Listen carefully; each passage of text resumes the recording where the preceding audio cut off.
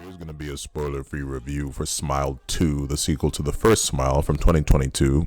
Now, I never did a review for that first Smile, even though I saw it in theaters when it came out, but I thought it was a great original concept.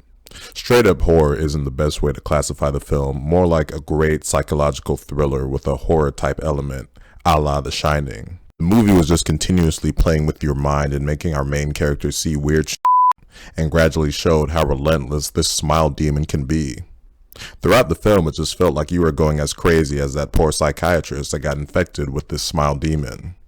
The movie was a critical hit, a financial hit, so of course a sequel got made.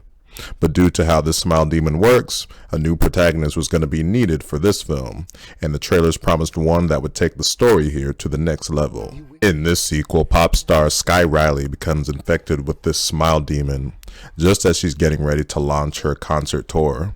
And needless to say, the combination of the psychological terror she experiences plus her public spotlight are not an ideal combination. The nature of this demon affecting a pop star in the national spotlight is what really takes the story to the next level here.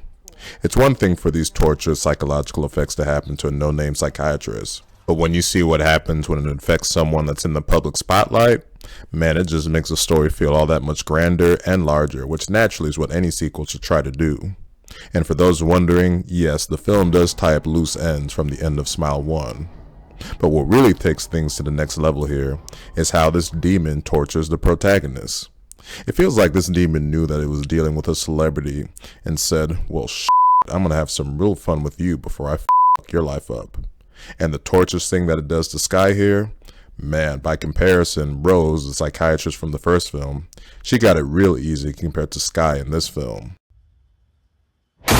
When things start to go really sideways for Riley here, it just gets worse and worse and worse to where you think, holy this is just really sad to watch here. This demon puts Sky in some really bad situations, and the fact that it's all happening in the public spotlight makes it all that much worse and appropriately all the more awkward to watch.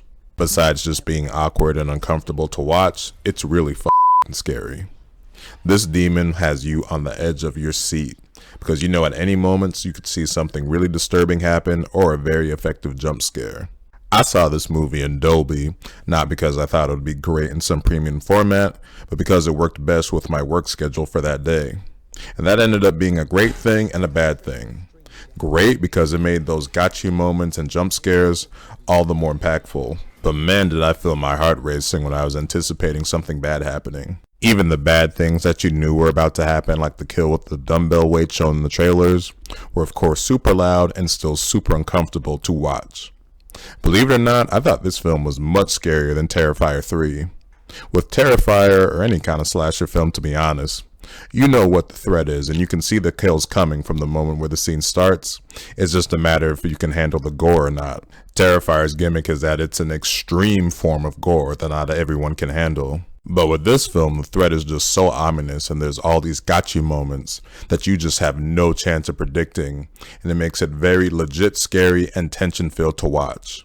But beyond the great tension, psychological terror, and the sequel taking the story to a grander level, the best thing in this film is Naomi Scott's performance as Sky Riley. The only things I've seen Scott's in before were her role in the 2017 Power Rangers reboot, and of course Jasmine in the live-action Aladdin. Both films she was good in. In this film, Sky Riley is just really put through hell, and Naomi Scott really puts it all out there in this performance that really makes you feel the insanity and the hopelessness that Sky feels. As of now, it's the best performance I've seen in 2024. I was blown away by her in this film.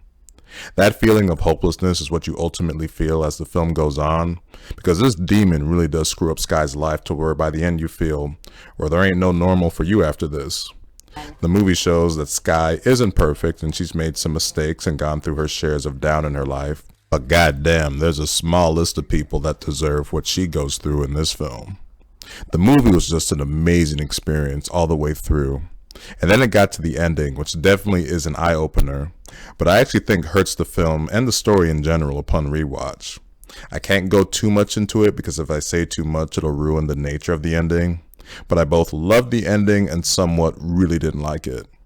And thinking about the film a day and a half after watching it, the movie is a total experience, but because of that ending, I'm going to downgrade it to just an excellent overall. Between Terrifier 3 last week and Smile 2 now, you have two excellent choices in horror for the weeks before Halloween. But man, I think I need a break from horror for a few weeks. I need to see like a Disney film or something. But the way this film leaves off leaves some truly fascinating places that a sequel could go. So that'll do it for this review of Smile 2. If you made it to the end of this video, thank you for watching.